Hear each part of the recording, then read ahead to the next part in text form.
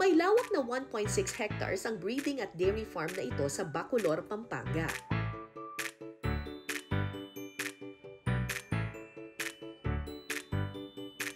Kambing at tupa ang pangunahing alaga rito. Layunin ng farm na ito ang makapag-produce ng karne at gatas na may mataas na kalidad.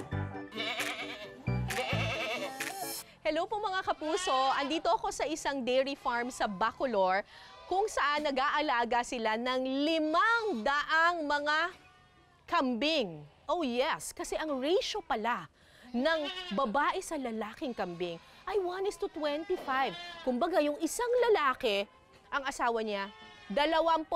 Ang swerte lang ng mga lalaki dito But seriously, kaya raw pala ganon kasi karamihan sa mga kambing na ito, gusto nila babae para magatasan sila. Dairy farm nga, di ba? So ngayon, ang gagawin natin ay kukuha tayo ng gatas mula sa mga kambing. Let's do it!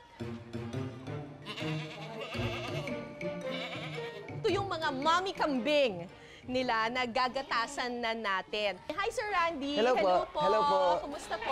Thank you, Ang sabi sa akin ni Sir Randy, kaya raw nililimit nila yung lalaki, yung population ng lalaki dito. Kasi kapag mas marami raw lalaki, nag-aaway-away daw sila. Tama. Nag-aaway-away. Talaga kayong mga lalaki? Iba talaga kayo, ha? Nag-aaway-away sila. Tapos, kumukonti tuloy yung mga nabubuntis nila. Tama. So, paano po ang proseso natin ng pagkuha ng gatas ng kambing? Sa mano-manong pagkuha ng gatas ng kambing, kailangan munang isanitize o linisin ang dulong bahagi ng dibdib nito. Sa paraang ito, maaalis ang anumang bakterya at maiiwasang makontamina ang gatas. Sunod namang pipisilin ng 2 beses ang dibdib ng kambing. Kailangan muna kasing maalis ang paunang gatas na maaaring may dumi pa. Pagkatapos, pwede nang simulan ang paggagatas sa kambing.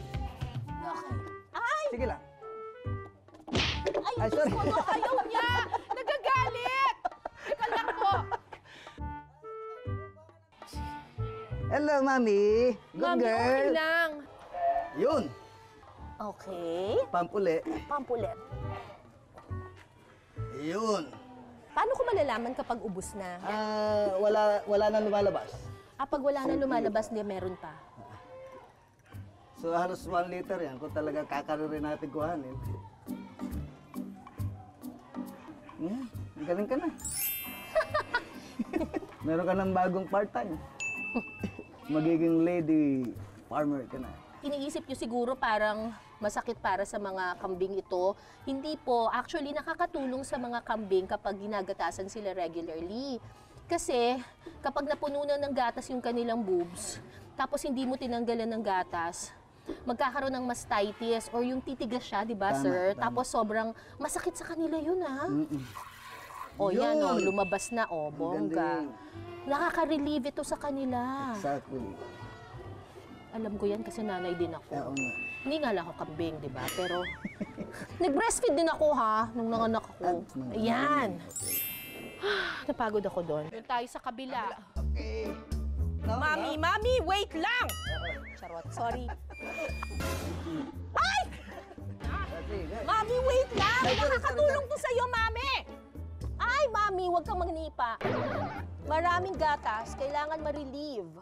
Pag kinukuhanan na siya, Miss Cara, medyo nakakalma na siya. Oo, yun na nga. Nare-relax siya. Nare-relax siya. Ay, Diyos ko, sumobra! Lumabas po.